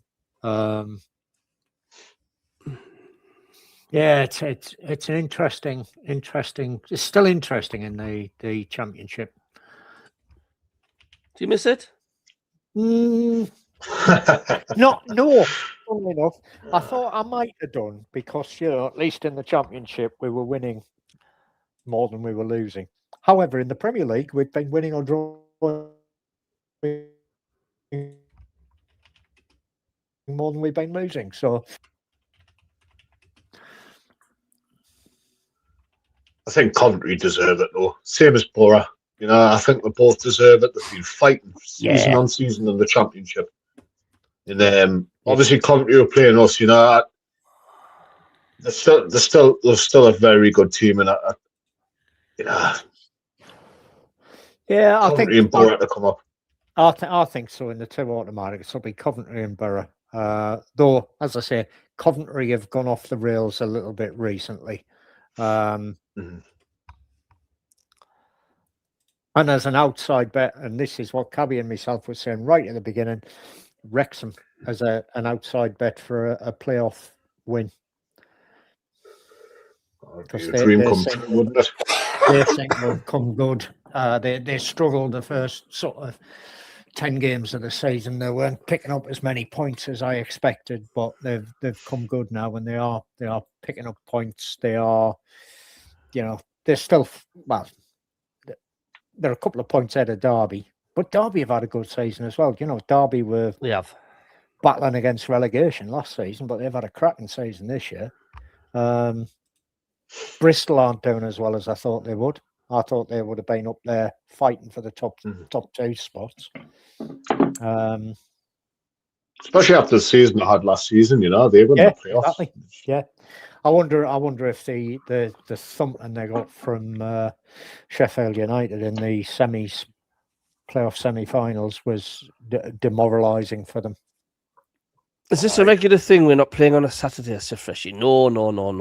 It's we don't often play on a Monday night. But you know, Saturdays are few and far between, aren't they? In the Premier League, they get that much shuffled about Friday, Saturday, Sunday, Monday. Yeah, Cabby's also playing about with this new StreamYard platform, Dougie, which is the same one that the guys over on Through Black and White Eyes use, and it's quite slick, isn't it, Cabby? I like it. I mean, I hope you guys like it. I just like.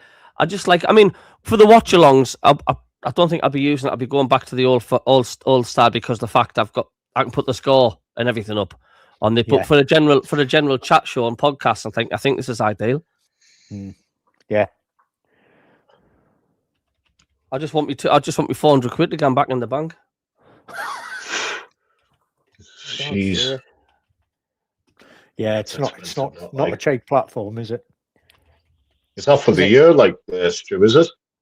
There was an option. It's just the way these things do. It's like it tells you the monthly. You click on the monthly, and you click on the monthly, and then I went okay, send payment, and then I didn't click the tab at the top that says yearly. So that was just telling you the breakdown of the monthly if you went into yearly option. It's just a snidey thing these things do. Like they always have the expensive option hidden, ticked for you. So you got to. With my ADHD brain, I like to go full steam ahead before reading it properly. Yeah. But there was a little drop down menu that says pay a monthly.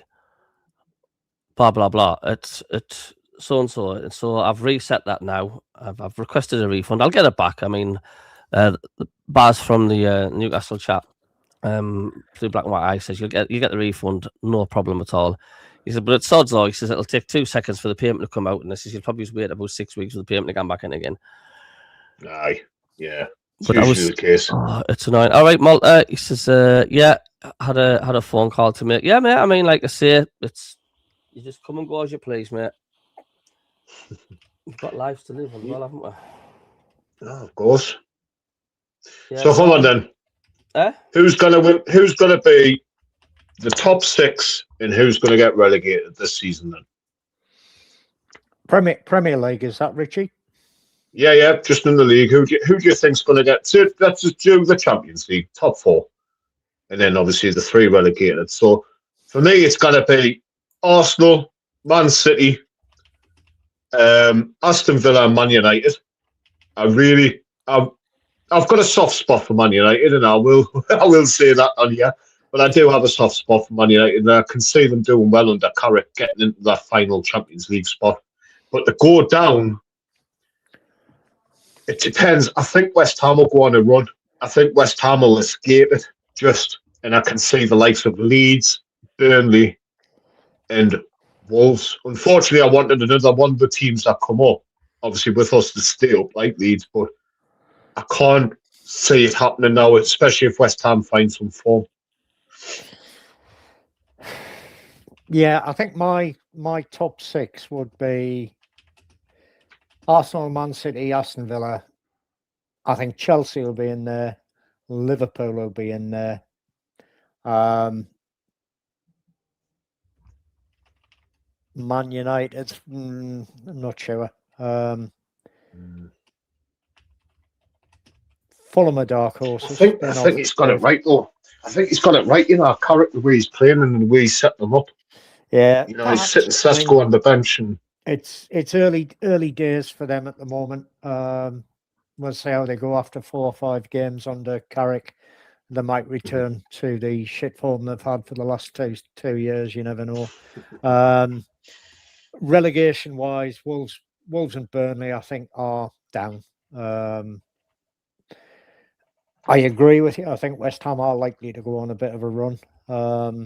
I did think West Ham right at the beginning of the season would struggle, and I had them as my 3rd bottom. But I do think they'll go on a little bit of a run. There's still a gap between them, Forest and Leeds. Not a huge one, but there's still a bit of a gap. Crystal Palace, they're not playing well. They're not picking up any points. That's a shout, that, like, Rob. You know, but saying that, they're currently 8 points ahead of West Ham, and with 15 games to go, picking up 8 points it's still a big ask. So I would say I don't think Forest will go down. I'd like Leeds to stay up, but depends on obviously how they play. Palace, they're dodgy, but then again, so are Spurs. Spurs are an outside chance. And I was watching something on YouTube yesterday. I can't remember which channel it was on, but they had Spurs in the bottom 3. It's a big call, that, mind, like, especially with obviously the Champions League form that they've got. I cannot say them. Who would you go for then, Stu? What's that in the bottom 3? The bottom 3 in your Champions League spots, your top 6 or top 4, whatever. So just putting the Blackburns just went behind against Hull, bloody hell. The bottom 3 in the Champions League, did you say? No. So your Champions League teams, your top 4, top 6, whatever you want, and your 3 to go down at this stage of the season. Who would you say that would get those positions? Bottom 3 is definitely Wolves, Burnley. I think Forest is going to get dragged into it. I think West Ham are going to turn the corner. Leeds, I think, have got too much. Champions League, it's. I think, you know, Arsenal, Man City, Man United. I think Newcastle will just creep out with a line they're so jammy. They'll get in by like half a goal difference or something like they did last season. Hang on, I'll spit for you, Gabby. Oh, I didn't see that. Hey, but honestly, it does no but hinder your season, man. You didn't want this European bull crap, man. Just adds to it. Hello, Malta. All right, guys. Hey. I've installed the app now as well. Have you finished the old sex chat line you've been calling Broadmoor? I think you're getting your times mixed up. Right. So anyway, can someone give us a breakdown of the scores, because I've been on the phone.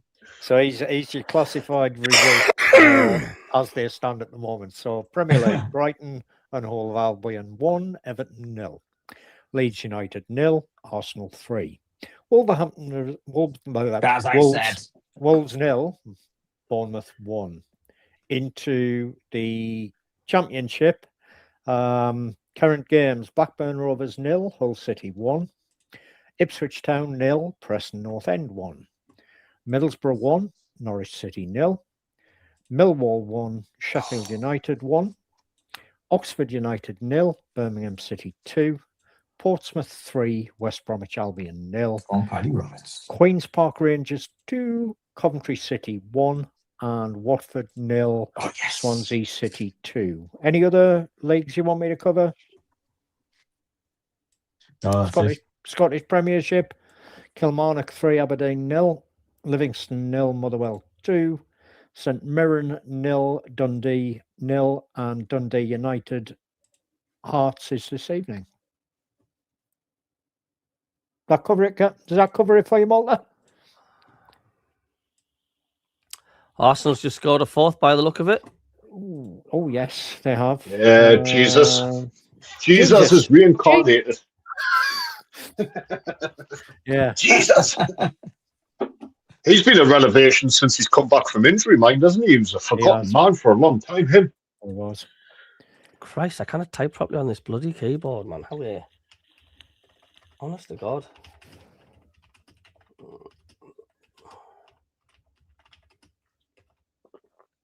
There we go. That's going to damage Leeds a little bit, do you think? Yeah, it's they're now on a -9 goal difference. So yeah.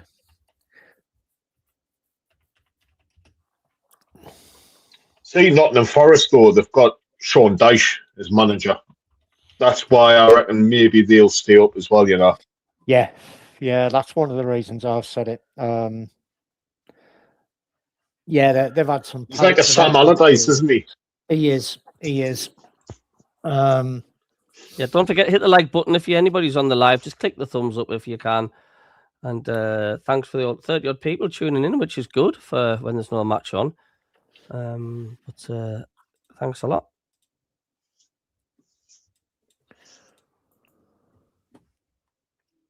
Someone was just messaged like, no, I will be going back to the old format when we do the watch alongs, because with StreamYard I can't. I don't think I can put the scoreboard up, and I think when there's a live match when Sunderland's playing, it's important. People want to see the score line and also want to see the actual the ticker, how long's getting played on the match as well. So StreamYard's basically just StreamYard's designed basically for meetings and stuff, isn't it? And like, so this Bournemouth scored again after the Rich. Yeah, just gone 2-0 up now. It's Alex Scott. Oh, she playing for thingy now, isn't she? She gets everywhere, doesn't she? So where's that take? Bournemouth? She's like dog poo on the streets. I've got the league table up now, Rich, on the... having a look. Just behind us on goal difference. 33 points. So from -4, we're on -2. God, it's crazy that though. Look at like from 8th to 13th, all on the same points. Oh, it's nuts, man. Fulham's on 34, 36 Liverpool. There's every chance, you know, like we win a couple of games and those teams around there start losing points, we can end up in that 6th position. God, I say it like, but yeah, it's tight. I mean, you know, we're 5 points off Man United, 4 points off Chelsea, 3 points off Liverpool, and then you've got from 7th to 12th that are separated by 1 point. Yeah. Some game at Peterborough. Peterborough 2, Huddersfield 3. It's Peterborough, of course, with a thorn in Sunderland side in the old League One days, weren't there, at some point? They were. Hello, Pixelovich. Good to see you, mate. He says West Ham are finding some form. I don't think they'll be relegated. Wolves, Burnley, and maybe Palace. That's a big shout. Palace, he thinks. Really? Yeah, well, that's what we were saying. Palace seem to be in free fall, and one of the viewers said that really early in the day, and they said Palace were in free fall. They're selling players like they're going out of fashion. The manager thinks, you know, he's off ski.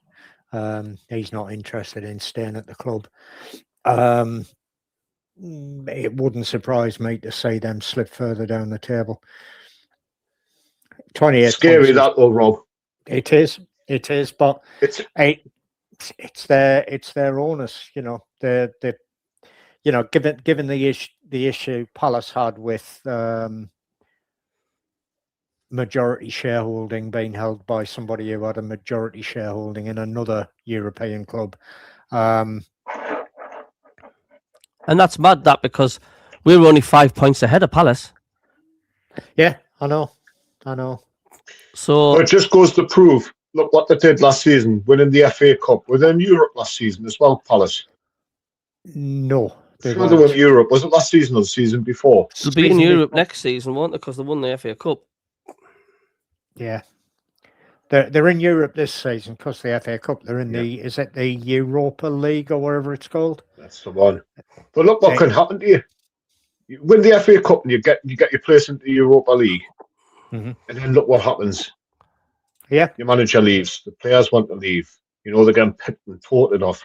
Jeez, Dougie. That could happen to us. You know? Well, quite easily. Hopefully not, but that's one of the reasons why on the Through Black and White Eyes, the Mackham's Geordie's Mackham's show, they asked the question, do I want us to get into Europe this season? And my answer is no, I'd rather we didn't.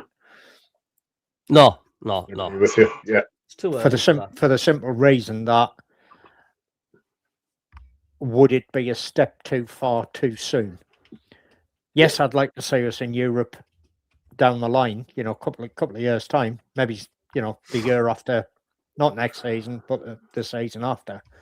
But I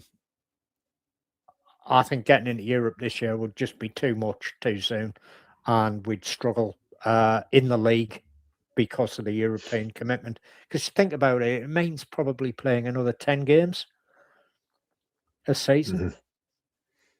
I mean, Newcastle has just scored a penalty for Ipswich. Newcastle are pushing playing 60 games this season. That's a lot of bloody games. That's worse than the Championship, for God's sake. Need big squads, plenty of depth. You do. Jack Clark scored a penalty. Did he get that? He's just scored a penalty. Yep. 90 plus 2 minutes. It's a full time coming in at Middlesbrough. Yeah. Final score 1-0. Bournemouth won 2-0. You know that Krupke that scored for Bournemouth today, he used to play under Labrie, at Lorient. Yeah. Yeah. He's only 19 or 20. But he rates him so highly, Labrie. Yeah. That'd be somebody who we would go for, to be honest. I think if he came up as an option to buy, I think Labrie would probably go for him. Because like Lefebvre, Lefebvre was one of his first big signings that he brought in, because he knew what he would bring to the club, because he brought him through the youth ranks at Lorient. Yep. And again, the reason Regis Labrie see you later, Dougie, mate. See you later, Kingfisher. Sorry, pal. See you. Had a bad second season as manager at Lorient was because they basically sold the club out from underneath him. They sold his players. Lefebvre was sent off to, Roma?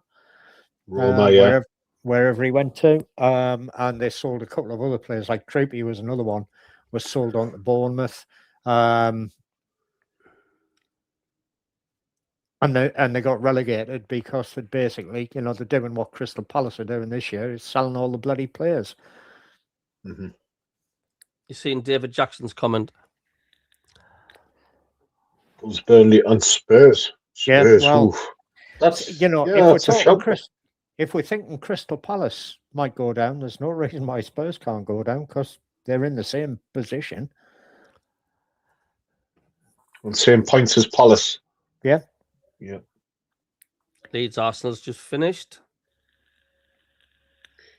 I can't understand how it's not worked at Spurs, though, especially under Thomas Frank. Thomas Frank was, obviously he's at a smaller club than Spurs. Let's say, obviously they are, but he made it work. He made it click. You know what I mean? He's got them survival where they are in the table now, and then he goes to Spurs and he's on the verge of getting sacked. Yeah, I don't understand how one of the best managers in the league, especially for sort of like player management, he sets a what's the word? He sets like a sort of like tone for the players. It's like a culture at the club, I just don't understand what is going on at Tottenham. They've got a heck of a team, Spurs. They've got the injuries and stuff, but is it a case of the players are too big for the manager? Because at Brentford, Frank was really good, but he had nobodies.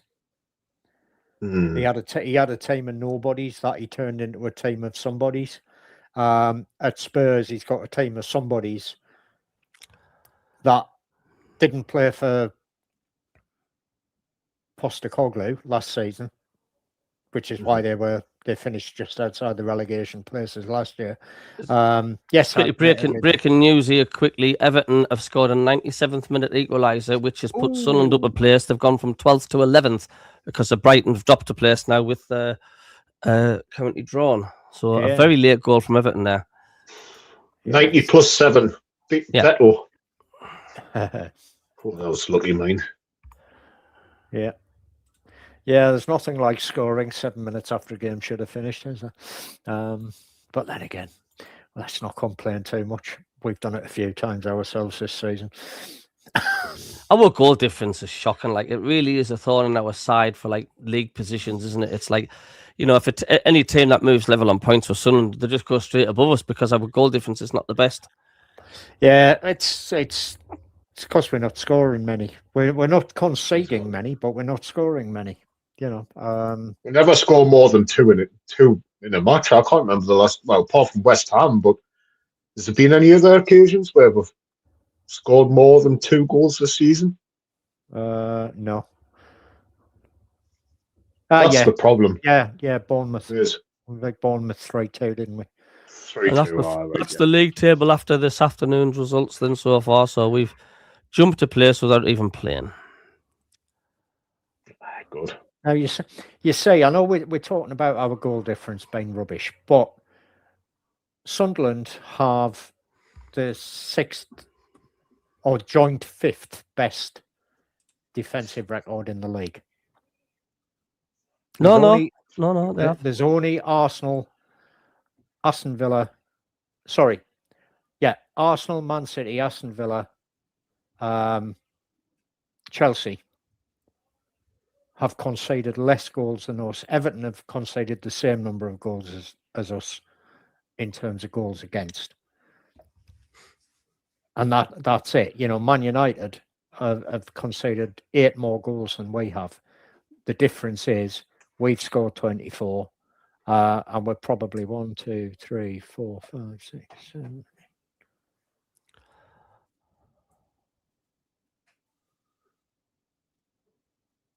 Yeah. There's 16 teams in the Premier League that have scored more goals than us. That's what's letting us down, is we're not scoring enough, or we're not scoring as many, but we're not leaking that many at the back either. I still think the weak links in our side, disagree or not with us, is Mienda, Mundle and Isidore. Excuse me. Yeah. You kind of can't lap that long without scoring goals if you're a striker up front in the Premier League. You just can't do it. Or she'll get punished. Yeah. We'll get the chances. They're just not putting them away. I